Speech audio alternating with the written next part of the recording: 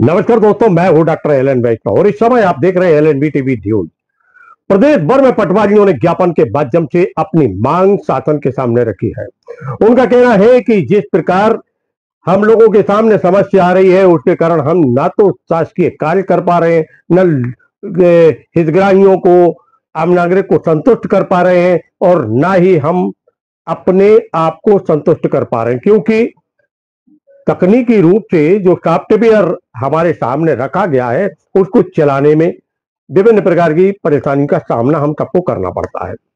क्योंकि सॉफ्टवेयर में जो दस्तावेज चलाए जाते हैं उसके बाद ओटीपी आती है। ओटीपी लोग बताना नहीं चाहते क्योंकि वो उनकी ऐसी सोच होती है कि ओटीपी बताने से उनको ठगा जा सकता है। मध्य प्रदेश के दमोह में भी ज्ञापन सौंपा गया। पटवारियों ने ज्ञापन सौंपा है, मांग रखी है।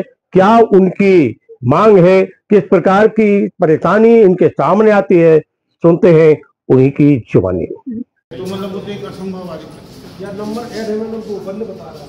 मैं ओटीपी से ही रहती हूँ, तो वो ये भी कहते हैं कि हम नहीं देंगे, वो हमारे कुछ फ्रॉड हो गया तो उसके आप जिम्मेदार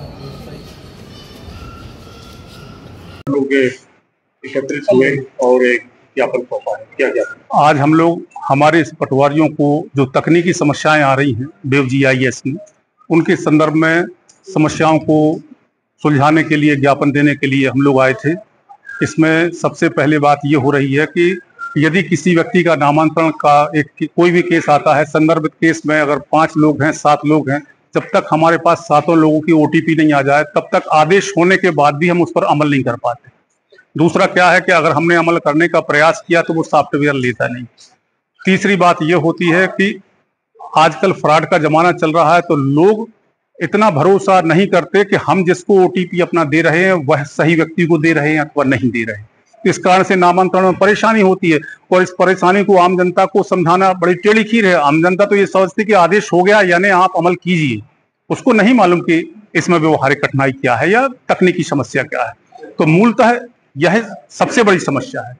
फिर होता क्या है कि इसमें हम लोग अगर खसरा का नंबर हमें अलग अलग करना पड़ता है, तो अभी तक तहसीलदार आईडी से अलग हो जाता था, अब तहसीलदार आईडी से अलग ना होकर कलेक्टर आईडी से अलग होता है। तो अब हर केस के लिए कलेक्टर साहब महोदय के पास पहुंचाना बड़ी टेढ़ी खीर है। और सबसे बड़ी बात, अगर बटांकन के मामले में कलेक्टर महोदय का हस्तक्षेप रहा तो फिर कितना काम उनके लिए बढ़ जाएगा। मूलतः ये तहसीलदार आईडी तक ही सीमित रहना चाहिए। खाता पृथक की बात है तो खाता पृथक में भी यही समस्या होती है। और इसके अलावा मौके पर यदि हम लोग फील्ड पर जाते हैं तो खसरा नंबर किसी पर खड़े होते हैं, सर्वे नंबर कोई और बताता है। ऐसी परेशानियां भी हम लोगों को आती हैं।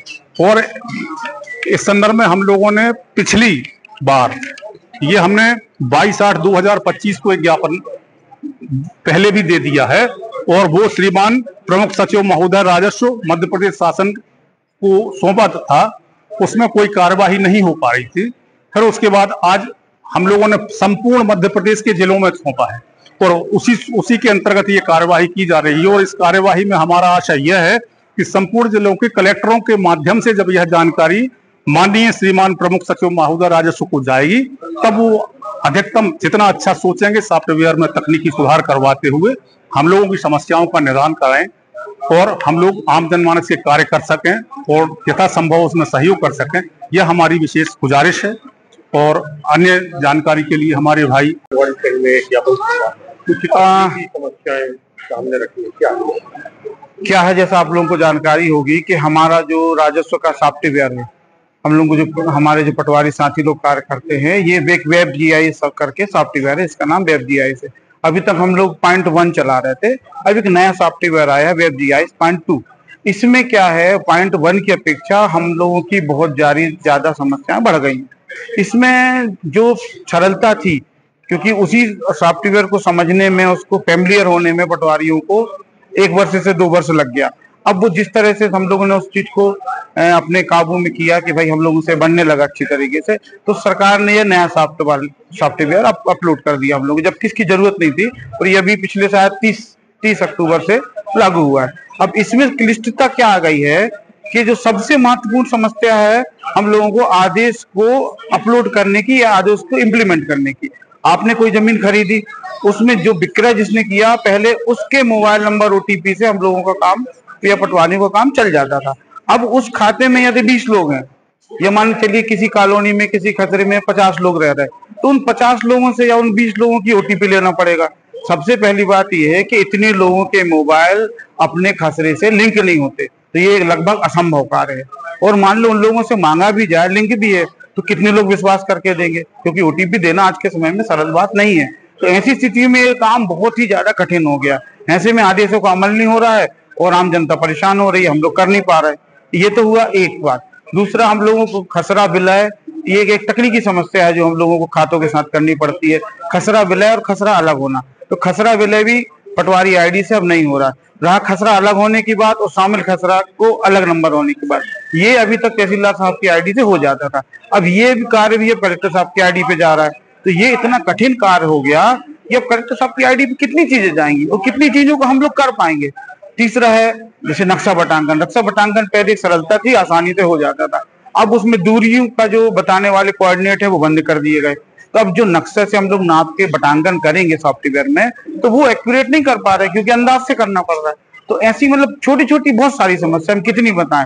कुल मिला के जो .2 सॉफ्टवेयर जो आया है, हम लोग आपके माध्यम से और कलेक्टर साहब को ये ज्ञापन देना चाहते हैं कि इसकी जो परेशानियां हैं उनको कम किया जाए, जिससे कार्य करने में सुविधा हो, जल्दी हो और जनता को इसका लाभ मिल सके। बस यही।